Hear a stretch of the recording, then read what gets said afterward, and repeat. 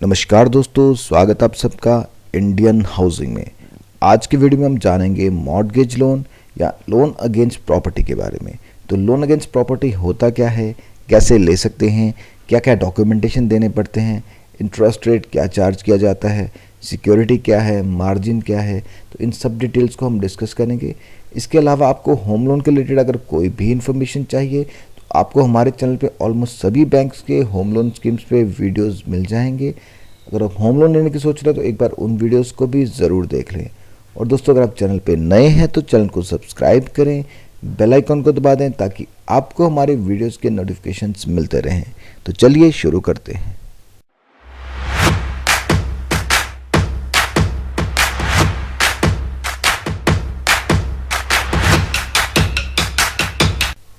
Mortgage loan या loan against property होता क्या है? तो दोस्तों, मॉर्टगेज लोन भी एक पर्सनल लोन की तरह ही होता है, बट इसमें आपको अपनी प्रॉपर्टी मॉर्टगेज करनी पड़ती है। जैसे कि आप गोल्ड लोन लेते हैं तो उसमें आपको अपना गोल्ड प्लेज करना पड़ता है। नॉर्मली अगर आप सिंपल पर्सनल होते हैं उसमें कोई भी सिक्योरिटी इन्वॉल्व नहीं होती है, जस्ट आपकी सैलरी पे असेसमेंट किया जाता है और आपको लोन दे दिया जाता है। बट मॉर्टगेज लोन में आपको अपनी प्रॉपर्टी मॉर्टगेज देनी पड़ती है। तो कई लोग क्वेश्चन करते हैं कि ये क्यों बेटर क्यों है, फिर क्यों लोग इसको प्रेफर करेंगे मॉर्टगेज लोन को। सब पर्सनल लोन ही ले लेंगे या सब गोल्ड लोन ले लेंगे?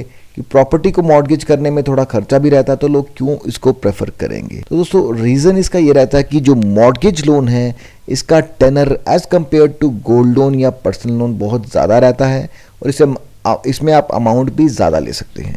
फॉर एग्जाम्पल, अगर आप पर्सनल लोन की बात करें तो ज़्यादा से ज़्यादा जो बैंक पर्सनल लोन देते हैं 60 मंथ्स का देते हैं। मोस्टली आप किसी भी बैंक का देख लीजिए, 60 मंथ्स का मैक्सिमम रिपेमेंट पीरियड होता है और उसमें अमाउंट की भी काफ़ी रिस्ट्रिक्शन रहती है। तो 10 से 15 लाख के बीच में जो मैक्सिमम पर्सनल लोन दिया जाता है। कुछ हो सकता है rarest of the rare cases में कुछ बैंक आपको 20 लाख तक का भी दे दें, बट मॉर्टगेज लोन में तो आप 60, 70, 80 लाख या करोड़, 2 करोड़, 3 करोड़ तक ले सकते हैं। तो इसमें क्वांटम काफ़ी ज़्यादा रहता है। और दूसरा, रीपेमेंट पीरियड तो मैंने आपको बता ही दिया कि जैसे पर्सनल लोन में 60 मंथ्स का रहता है, गोल्ड लोन अगर आप लेते हैं तो नॉर्मली 12 मंथ्स का रीपेमेंट पीरियड रहता है, बट इसमें 12 से 15 साल तक का रीपेमेंट पीरियड रहता है। तो काफ़ी लंबा टाइम आपको मिलता है इस लोन को चुकाने के लिए, इसलिए भी लोग इस लोन को प्रेफर करते हैं। और लंबा टाइम रहेगा तो ऑटोमेटिकली आपकी EMI थोड़ी कम रहेगी और ज़्यादा अमाउंट आप ले सकेंगे। तो पर्पज़ क्या रहता है इस लोन स्कीम का? तो दोस्तों, मॉर्टगेज लोन में जो एंड यूज़ वेरिफिकेशन नहीं रहता, जैसे कि मैंने आपको ऑलरेडी बताया, ये भी एक पर्सनल लोन की तरह है, तो इसमें कोई भी एंड यूज़ वेरिफिकेशन नहीं रहता है। आपकी डिस्क्रिप्शन है आप इस पैसे को किस तरह से यूज़ करेंगे, क्योंकि जो भी पैसा होता है वो आपको दे दिया जाता है बाद में। आपकी डिस्क्रिप्शन है, आप अपनी कोई भी पर्सनल रिक्वायरमेंट को पूरा करने के लिए उस पैसे को यूज़ कर सकते हैं, चाहे वो मैरिज हो, फैमिली फंक्शन हो, हॉलीडे हो, या कोई भी आपकी पर्सनल रिक्वायरमेंट हो सकती है। इवन कि आपने कोई रिश्तेदार से अगर कोई लोन लिया है जिस पे आप बहुत ज़्यादा रेट ऑफ इंटरेस्ट भर रहे हैं, आप उसको चुकाने के लिए भी इस लोन स्कीम का लाभ उठा सकते हैं। तो इसमें कोई भी एंड यूज़ वेरिफिकेशन नहीं रहता। आप अपनी किसी भी रिक्वायरमेंट को पूरा करने के लिए मॉर्टगेज लोन का सहारा ले सकते हैं। Loan eligibility criteria. तो दोस्तों, इंडिया में अगर आप कोई भी लोन लेना चाहते हैं तो मिनिमम आपकी 18 ईयर्स एज होनी चाहिए, तभी आप कोई लोन ले सकते हैं। और मॉर्टगेज लोन का क्राइटेरिया बैंक टू बैंक थोड़ा वेरी करता है। कुछ बैंक 21 ईयर्स एज पे देते हैं, कुछ 18 पे देते हैं, कुछ 23 ईयर्स पे देते हैं, बट कम से कम आप लेके चलिए कि आपकी एज 18 ईयर्स होनी चाहिए, तभी आप मॉर्टगेज लोन ले सकते हैं। और प्रोफेशन आपका कुछ भी हो सकता है, चाहे आप सैलरीड हैं या नॉन सैलरीड हैं, बट आपके पास कोई इनकम होनी चाहिए रेगुलर, और उसका वैलिड इनकम प्रूफ होना चाहिए। तो बहुत लोगों को मिथ है ये, बहुत लोग इस बात से कंफ्यूज्ड हैं कि मॉर्टगेज लोन जो है उसमें हम प्रॉपर्टी मॉर्टगेज कर रहे हैं, जितनी हमारी प्रॉपर्टी की वैल्यू होगी हमें उसके हिसाब से लोन दे दिया जाएगा, बट ऐसा नहीं होता। ये एक मिथ है। रियलिटी ये है कि आपकी जितनी इनकम होगी, चाहे वो सैलरी है, चाहे आप नॉन सैलरीड, चाहे कोई बिजनेस करते हैं, सेल्फ एम्प्लॉयड प्रोफेशनल है, आपकी जो भी इनकम है उसी पे आपकी लोन की असेसमेंट की जाती है। फॉर एग्जांपल, आप कोई भी EMI कैलकुलेटर ऐप डाउनलोड कर लीजिए, कहीं से भी, प्ले स्टोर से भी, तो या किसी भी बैंक की वेबसाइट पे जाके आप देख सकते हैं, EMI कैलकुलेटर वहाँ अवेलेबल होते हैं। तो उसमें आप क्वांटम डालिए कि आपको कितना लोन चाहिए, उसके बाद में आप पीरियड डालिए कि आपको कितने पीरियड के लिए चाहिए, यूजुअली 10 से 15 साल तक का पीरियड होता है मॉर्गेज लोन का। और उसके बाद में आप जिस भी बैंक से ले रहे हैं उसका रेट ऑफ इंटरेस्ट डालेंगे, 3 चीज़ें डालेंगे तो उसमें आपकी ईएमआई आ जाएगी। तो देखिए कि आप क्या अपनी इनकम से उतनी ईएमआई पे कर सकते हैं, क्योंकि यूजुअली जो बैंक्स होते हैं वो 50% टेक होम पे नॉर्म्स को फॉलो करते हैं, 50% सैलरी को नहीं छेड़ेंगे, बाकी के 50% से ही लोन का ईएमआई लेंगे। तो उसके हिसाब से आप चेक कर सकते हैं कि आपकी 50% इनकम कितनी है और उससे आप कितना मैक्सिमम ईएमआई भर सकते हैं। तो ये डिपेंड करेगा कि आपकी इनकम कितनी है, चाहे वो सैलरी से हो चाहे किसी और प्रोफेशन से हो। तो उसी पे डिपेंड करेगा आपकी आईटीआर पे कितनी इनकम है या आपकी सैलरी स्लिप पे कितनी इनकम है, कितनी सैलरी आती है, उसी के हिसाब से लोन दिया जाता है, ना कि आपकी प्रॉपर्टी की वैल्यू देखकर।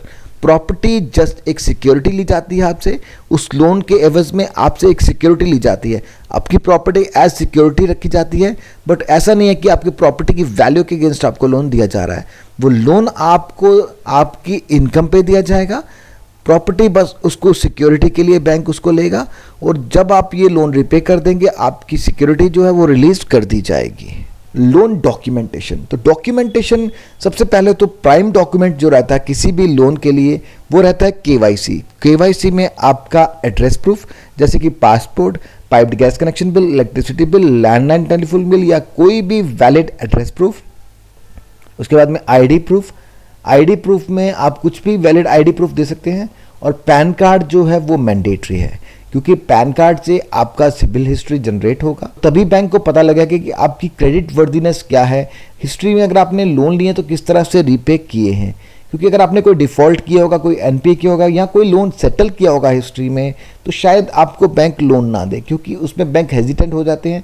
उसमें जो ब्रांच मैनेजर है उसकी अपनी रिस्पॉन्सिबिलिटी हो जाती है, अगर वो लोन देता है कल को वो लोन एनपीए होता है तो वो उसको जवाब देना पड़ेगा, उसकी वो आंसरेबल होगा उस चीज़ के लिए कि मैनेजर ने सिबिल रिपोर्ट देखने के बाद भी लोन क्यों दिया, तो ये रिस्की हो जाता है।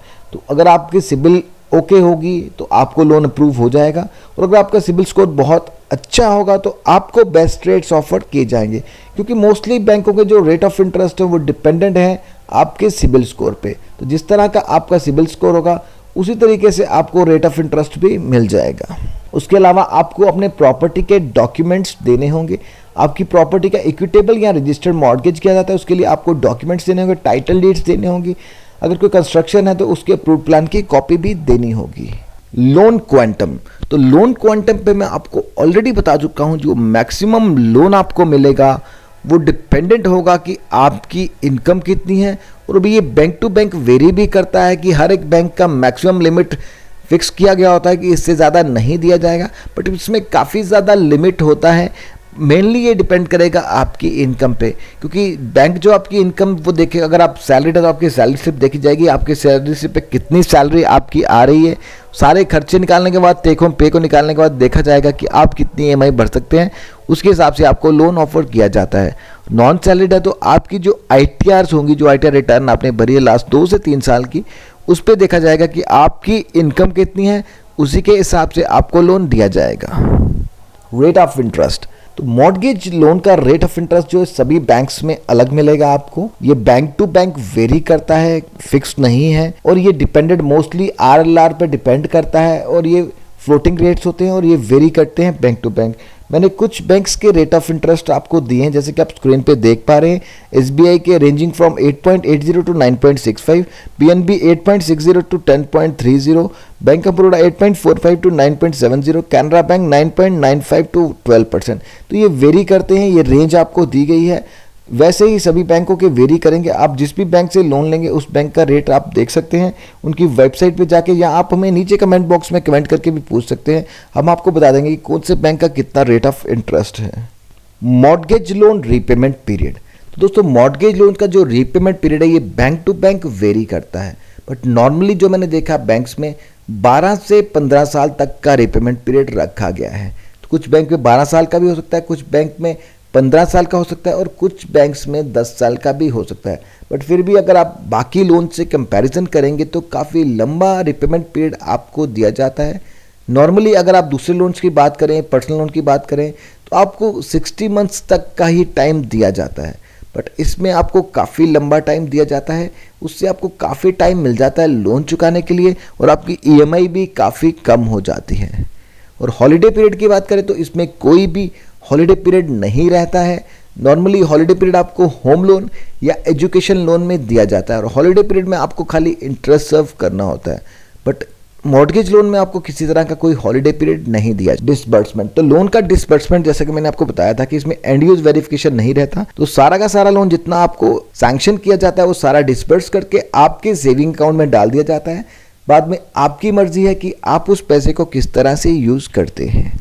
लोन सिक्योरिटी, तो लोन सिक्योरिटी के लिए बैंक क्या करता है, आपकी जो प्रॉपर्टी होगी, हाउस प्रॉपर्टी या कमर्शियल प्रॉपर्टी, उसको मॉर्गेज किया जाता है। उसके जो टाइटल डीड्स है ओरिजिनल वो बैंक के पास रहते हैं और जब तक आप सारा लोन चुका ना दें वो तब तक बैंक के पास ही रहते हैं। जब आप सारा लोन रिपे कर देते हैं बैंक आपके जो टाइटल डीड्स हैं वो आपको लौटा देता है। लोन मार्जिन, तो मार्जिन इस स्कीम में कोई नहीं रहेगा क्योंकि इस स्कीम में कोई एंड यूज वेरिफिकेशन ही नहीं है कि आपको पैसा किस तरह से और कैसे यूज करना है, इसलिए इसमें कोई भी मार्जिन नहीं रहता है। मॉर्गेज लोन फी या चार्जेस, तो ये वेरी करते हैं बैंक टू बैंक, बट कुछ चार्जेस हैं जो सबको पे करने पड़ते हैं। सबसे पहले तो होते हैं processing fee. Processing fee bank to bank vary करती है, तो वो प्रोसेसिंग फ़ी आपको पे करनी पड़ेगी, बट कुछ बैंक्स में इससे आप नेगोशिएशन कर सकते हैं और बहुत बार कुछ बैंकों का वेवर भी चल रहा होता है। और एट प्रेजेंट आप देखेंगे तो SBI होम लोन पे वेवर चल रहा है अप टू 31 अगस्त 2021। तो इस टाइम में अगर आप SBI से होम लोन लेते हैं तो आपको 100% प्रोसेसिंग फ़ी वेवर दिया जाएगा। और वैसे ही मॉर्गेज लोन का जो प्रोसेसिंग फ़ी है वो बैंक टू बैंक वेरी करेगा। आप जिस भी बैंक से लोन लेंगे उस बैंक का आपको प्रोसेसिंग फ़ी भरना पड़ेगा। उसके अलावा स्टैम्प ड्यूटी जो कि यूनिवर्सल होगी ऑलमोस्ट सभी बैंकों में, क्योंकि ये स्टेट टू स्टेट वेरी करती है। हर एक स्टेट की जो स्टैम्प ड्यूटी है वो अलग है, तो जो भी आपकी स्टेट में एप्लीकेबल होगी वो आपको भरनी पड़ सकती है। उसके अलावा प्रॉपर्टी के वैल्यूएशन चार्जेस, क्योंकि आपकी जो भी प्रॉपर्टी होगी उसका एक वैल्यूएशन किया जाएगा बैंक के पैनल वैल्यूअर के द्वारा, और वो वैल्यूअर ही डिसाइड करेगा कि आपकी प्रॉपर्टी की वैल्यू कितनी है। वो आपकी प्रॉपर्टी पे विजिट करते हैं, मेजरमेंट की जाती है आपकी प्रॉपर्टी, और फाइनली एक रिपोर्ट तैयार की जाती है और उसके चार्जेस कस्टमर को बेयर करने पड़ते हैं। उसके अलावा एक लीगल ओपिनियन रिपोर्ट भी तैयार की जाती है बैंक के पैनल लॉयर के द्वारा, और उसके चार्जेस भी कस्टमर को बेयर करने पड़ते हैं। तो दोस्तों ये था लोन अगेंस्ट प्रॉपर्टी या प्रॉपर्टी मॉर्गेज लोन। कैसा लगा आपको आज का ये वीडियो, कमेंट बॉक्स में कमेंट करके ज़रूर बताएं। अगर आपको ये वीडियो पसंद आए तो वीडियो को लाइक करें, चैनल को सब्सक्राइब करें। Thank you for watching.